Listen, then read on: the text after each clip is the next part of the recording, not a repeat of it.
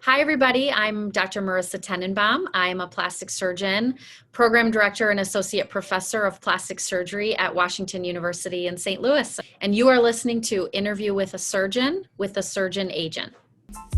On this episode of Interview with the Surgeon, we welcome Dr. Marissa Tenenbaum, Program Director of the Plastic Surgery Residency at Washington University and an Associate Professor at Washington University School of Medicine. She has been voted among the best plastic surgeons and best doctors in America by St. Louis Magazine and is a top doctor by Castle Connolly Limited. At West County Plastic Surgeons of Washington University, Dr. Tenenbaum specializes in plastic cosmetic facial body surgery with a special interest in breast procedures, including augmentation, breast lift, as well as breast reconstruction procedures. She also serves on the Aesthetic Society Board of Directors. Hello, everyone, and thank you for joining Interview with the Surgeon. Today, we welcome Dr. Marissa Tenenbaum, Program Director of Plastic Surgery at WashU. Doc, how are we doing today? I'm great. How are you? I'm doing fabulous. Thank you for being with us. So starting out, as you know, this podcast focuses on the chief residents and fellows. So what was your mentality and what were your goals and aspirations during your residency, and how did those change throughout your fellowship? So that is, sometimes I think that can be tough to answer when you're trying to look back and think about what you were thinking about at the time. I think residency is such a busy time, especially surgical residency. And if I think about what my goals were at the time, really, I just wanted to be the best surgeon I could possibly be. And at the time, that meant being the best resident I could possibly be. I wanted to be the hardest worker. I wanted to be the best technician. And I wanted to get the best results. And I think that my goals now are quite similar. I want to be good at what I do.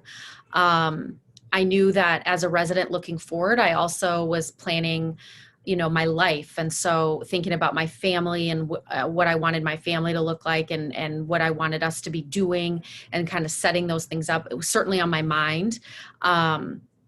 And sort of how I would best be able to accomplish that through the next steps.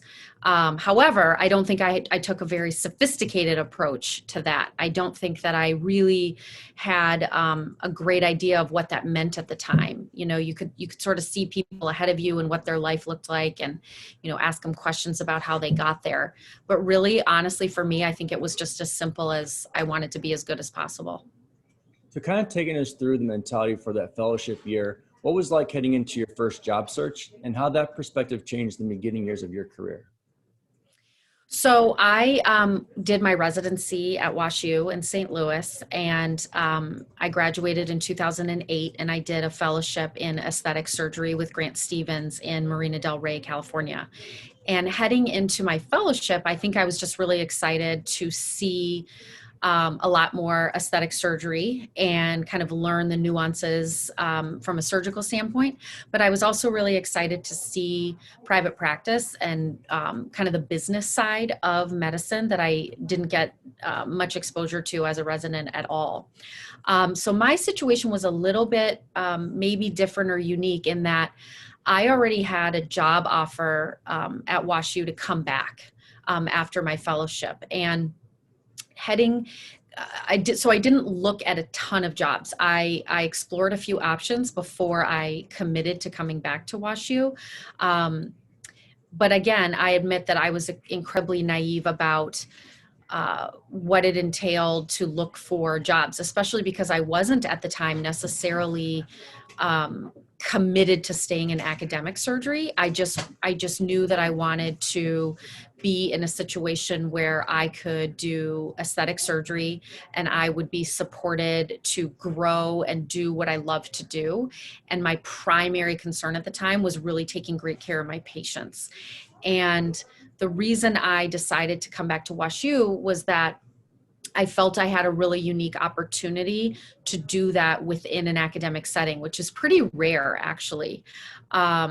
Most high-end academic programs like WashU don't necessarily have a really strong aesthetic surgery component. Most of them will have a relationship with plastic surgeons that are more in private practice, and they have a relationship so that the residents can spend time with them. So I thought that this would be a really unique opportunity to bring aesthetic surgery full-time to an academic center. And I had the support of the university and of my chairman to really do that and to grow kind of that type of practice that looked maybe a little bit more like a boutique private practice, but it was truly rooted in academics.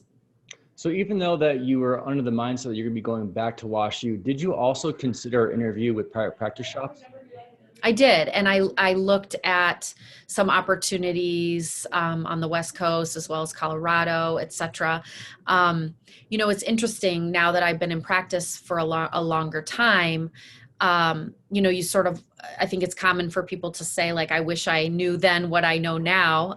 That was no different for me at the time. I really knew at the time almost nothing. And so I think going into private practice or taking over a practice from somebody or joining somebody was really, really scary to me. It was really daunting because I didn't have a lot of business background. And I also, to be honest, I was most nervous about potentially joining somebody that I really didn't know or trust, because I had heard so many horror stories of plastic surgeons coming out of training and joining somebody and then it quickly souring, that relationship very quickly souring and kind of having to go through that process of a divorce, if you will. And I was actually really afraid of that. Can you briefly just take us through the steps that allowed you to become the program director? Sure. So I became the program director at WashU about 6 years ago, a little over 6 years ago in 2014. Before that, I had been the associate program director for a bit of time under the then program director, Dr. Keith Brandt. So Dr. Keith Brandt is now the executive director of the American Board of Plastic Surgery. And he was the program director here at WashU for a number of years before taking on that responsibility.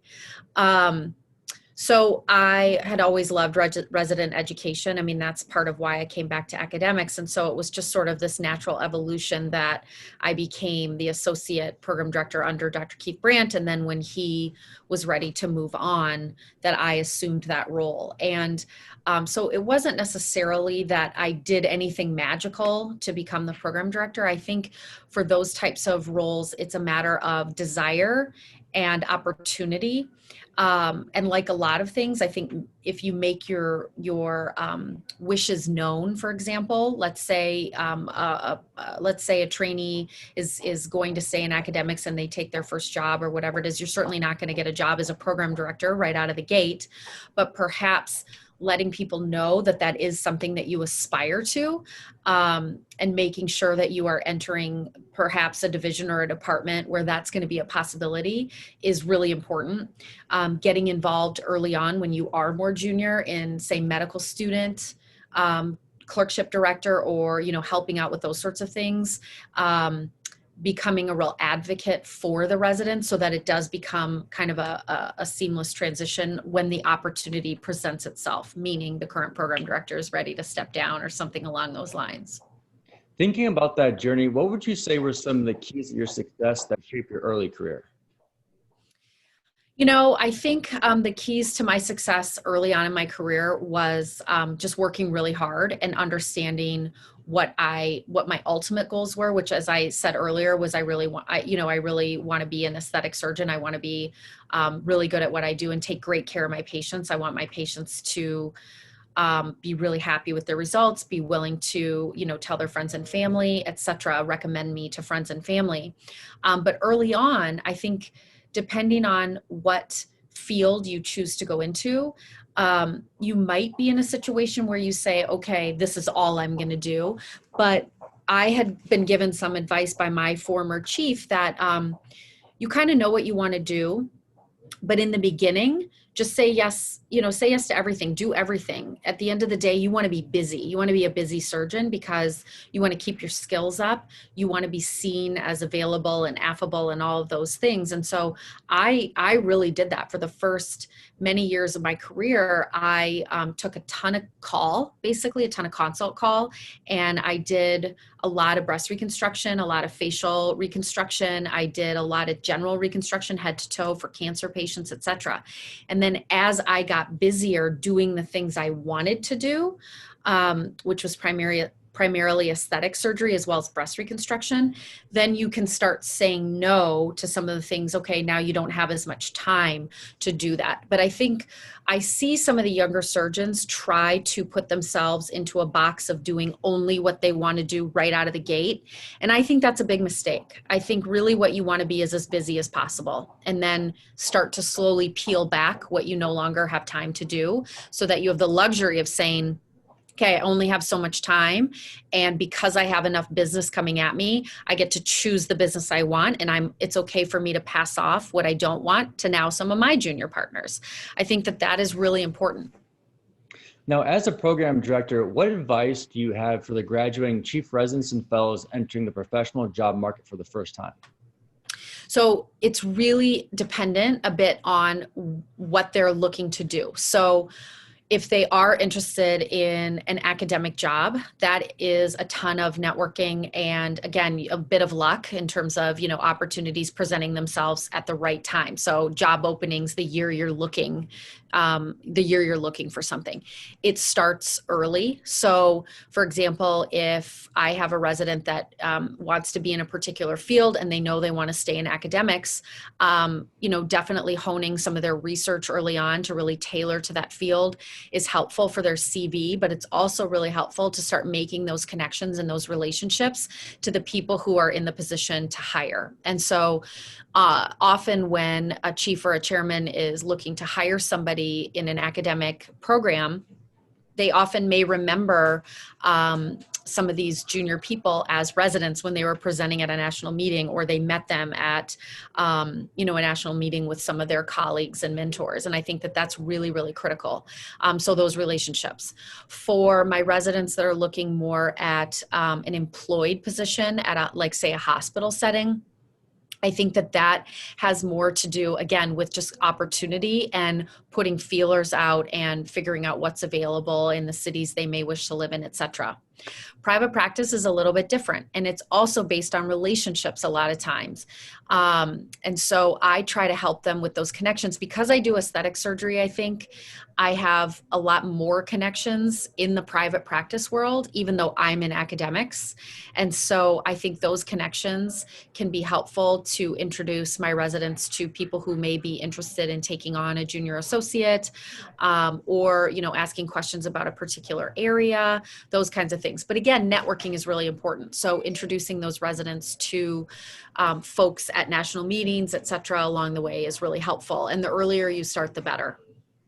So on that mindset, seeing that everything's being done virtually now and there are no annual conferences for this year, hopefully next year, we don't know yet. What advice do you have for the graduating class regarding the networking and outreaching process? Yeah.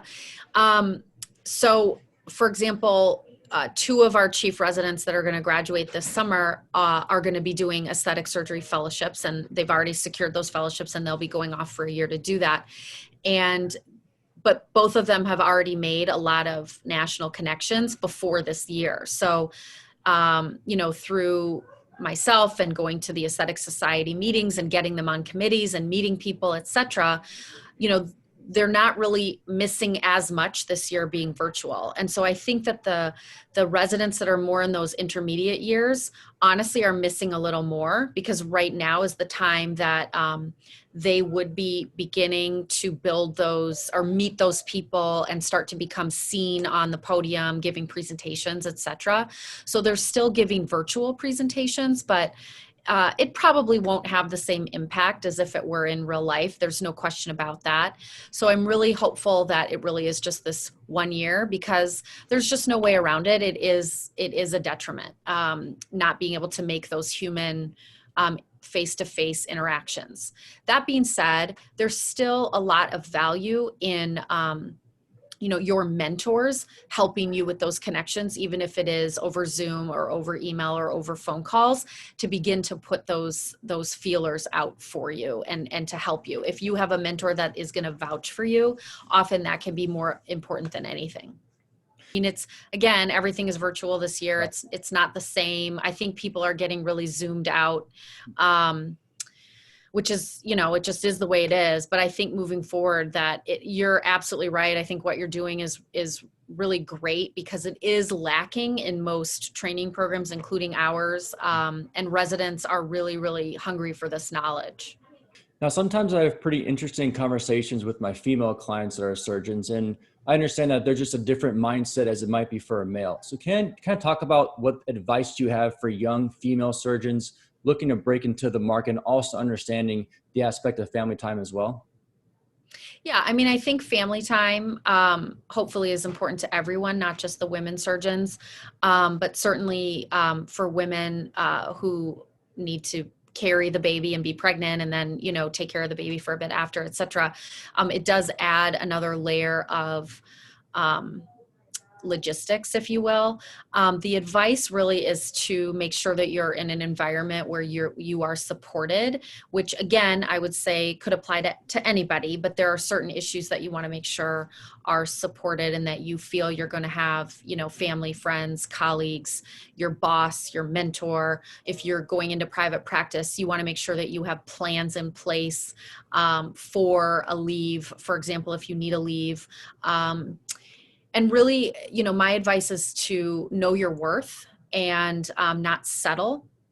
So, really just making sure that, again, you're in a situation where you aren't going to be undervalued, that you're going to be, cared for and treated the same way as your male colleagues, regardless of that situation. And then again, just to work really hard. I think a lot of the women that I know tend to be surgical women, tend to be more efficient often than our male counterparts. And so that can really be used to our advantage. So even if, we are moms who are trying to get to our son's soccer game or teacher conferences or whatever it is, often it doesn't mean that we can't do that without doing the same, if not more work during the day. We hope you enjoyed this episode of Interview with the Surgeon. Until next time, stay focused and keep following your dreams.